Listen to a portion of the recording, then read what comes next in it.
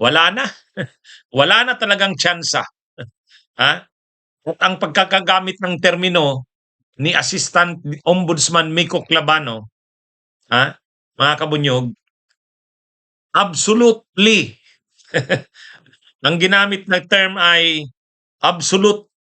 Wala talagang katsansa-tsansa na maging state witness pa ang mag-asawang Diskaya. Yan po ay ayon mismo sa Assistant Ombudsman na si Miko Clavano. Yan mga kabunyog ha. Ano po ito? Ano kayang magiging reaksyon dito ni Marcoleta? Ha? Alam naman natin na talagang mainit ang ano dito, mainit ang dugo ni Marcoleta kapag hindi ginawang state witness ang mag-asawang Diskaya. Talagang nangangalaiti siya niyan. Actually, mas matindi pa si Marcoleta kaysa sa abogado ng mag-asawang Diskaya. Talagang hindi natin alam bakit ganun si Marcoleta. Ha? Lahat ginagawa niya para sana maging state witness itong mag-asawang Diskaya. Kaya lang hindi umuubra eh. Hindi umuubra ang mga ginagawa niyang maniubra. Ha? Ito yung sinabi ni Miko Clavano. Ayan, pakita natin. O yan mga kabunyog. Yan ang balita. Diskayas cannot be state witnesses, says Assistant Ombudsman. Wala talaga daw. Hindi talaga pwedeng maging state witnesses ang mag-asawang Diskaya.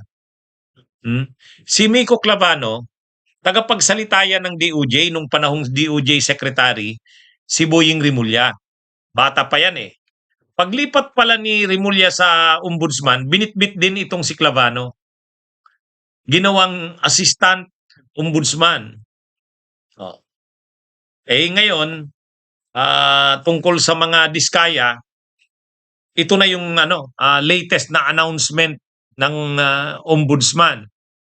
Wala talaga, hindi pwedeng maging state witness itong mag-asawang Diskaya. Ito pa. Ito yung sabi ni Clavano. Open quote, there's absolutely no chance that they can even become state witnesses anymore. Yan ha.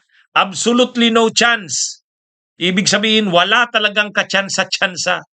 Kahit katiting. There is absolutely no chance that they can even become state witnesses. Yun. Anymore. Because of their statement that they are uncooperative, then they are deemed to be hostile witnesses and can only be charged as respondents in the future, accused in the case of malversation of public funds, of falsification of public documents, and all the other crimes that they were part of. Clavano said in a press briefing on Monday. O yan ha. Matindi na yan mga kabunyog. Absolutely. There's absolutely no chance. Wala daw talagang ni katiting na posibilidad o tsansa na maging state witnesses ang mag-asawang Diskaya. Ano kayang magiging reaction niyan? Ano? Ha? Anong magiging reaction kaya dyan ni Marcoleta? Ha? Ano kaya Anong pabor ba ang binigay ng mga Diskaya sa kay Marcoleta at talagang pinaglalaban talaga yan ng todo ni Marcoleta. Ang problema kasi, una ang mag-asawang Diskaya hindi naman cooperative. Hindi naman cooperative. Wala naman ang wala naman talagang sinasabi. Ang pangalawang issue, ayaw naman nilang magbalik ng ninakaw na yaman. Si Marcoleta, sa kanya, ang paninindigan ng Marcoleta, okay lang. Pwede namang gawing state witness kahit hindi ibalik yung mga di umano'y ninakaw na yaman. Ang pagbabalik daw ng ninakaw na yaman, pagkatapos na ng hearing, pagkatapos na daw ng trial ng kaso. Pero sa state witness, sabi ni Marcoleta, hindi pa yan. Kaya lang, naglabas na ng paliwanag ang DOJ. Sabi ng DOJ, hindi. Talagang hindi na, talagang magiging isa sa mga conditions ang restitution. Ibig sabihin yung pagbabalik ng ninakaw na yaman. Hindi pwedeng gawing state witness o ilagay sa witness protection program kung hindi ibabalik ang ninakaw na yaman. Yun. Doon pa lang, pagkatapos lang nung hearing, kasi ang ginagawa ni Marcoleta, itong DOJ at saka yung ombudsman, inaano niya, pilit niyang dinidiin ito, pinagpapaliwanag, bakit hindi i-grant o bakit ayaw i-grant yung state witness program para sa mag-asawang Diskaya.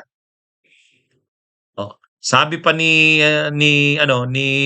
Marcoleta, wala naman sa batas yan na kailangan mo nang ibalik ang ninakaw na yaman. Naglabas ng statement ang DOJ. Sabi ng DOJ, hindi. May nakalagay. Hindi ka magiging state witness kung hindi mo susundin ang mga legal obligations mo. Tapos sabi ng DOJ, isa sa mga legal obligations ng isang gustong maging state witness ay restitution. Ibalik ang ninakaw na yaman. Si Marcoleta kasi hindi. Pwede naman daw na wag na munang ibalik ang nakaw na yaman. Ano na lang yan?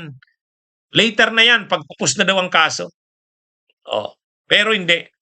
Ang ombudsman nag-decide na. Ito, kahit sabihin pang assistant ombudsman pa lang yan, si Clavano, pero ano na yan malakas ito kay Rimulya.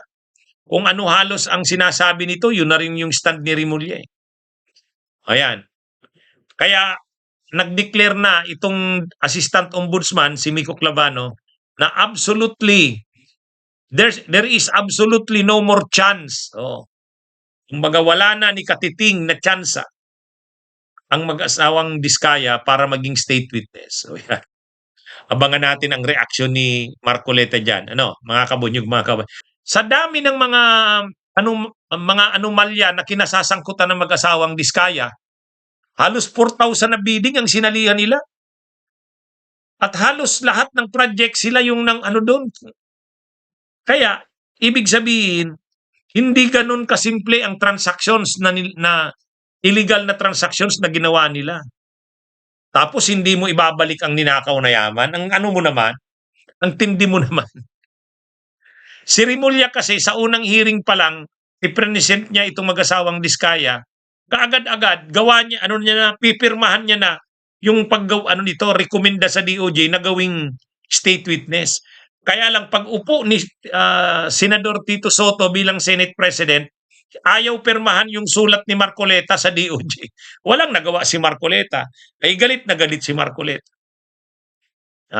Anyway, mga kabunyog, mga kababayan, maganda itong development na ito.